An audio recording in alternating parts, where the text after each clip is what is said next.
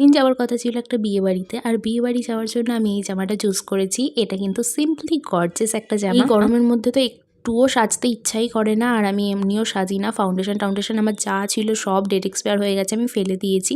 তো এই দিন একটু ইচ্ছা করলো আমার আইলাইনার পরার। আমি প্রায় 3 থেকে 4 বছর পরে আইলাইনার পরলাম। এদিকে আমরা রেডি হয়ে বসে আছি, আর কে এখনো রেডি হয়নি দেখো, যে সব সময় বলে যে আমার তো রেডি হতে টাইমই লাগে না। যাই হোক, এই হলো আমার ফুল লুক। কেমন লাগছে কমেন্ট করে জানিও। কিন্তু অনেক দিন পরে আইলাইনার পরলাম বলে নিজের কেমন অদ্ভুত টাইপের লাগছিল। বিয়ে বাড়ি গিয়ে দেখলাম বিয়ে মোটামুটি কমপ্লিট। তারপর বিয়ে টিয়ে দেখে আমি একটা আইসক্রিম নিয়ে নিলাম, আর আইসক্রিম খেতে খেতে লোকজনের নাচ দেখছিলাম। গেটটা দেখো কি সুন্দর করে সাজানো হয়েছিল না? বিয়েতে সবাই কত মজা করছিল, কত নাচানাচি করছিল, ওইসব দেখে আমাদেরও একটু ইচ্ছা করছিল, কিন্তু আমরা এতটাই ইন্ট্রোভার্ট আর এতটাই আমরা লজ্জা পাই যে আমরা ওইসব কিছুই করতে পারিনি। তারপর খাওয়া দাওয়া করে নিলাম। আর হ্যাঁ, বিয়ে বাড়িতে কী খেয়েছি সেটা নিয়ে কিন্তু একটা আলাদা ভিডিও আমি বানিয়েছি, আমার নামের নিচে ট্যাগ করে দিয়েছি, তোমরা চাইলে দেখে আসতে পারো।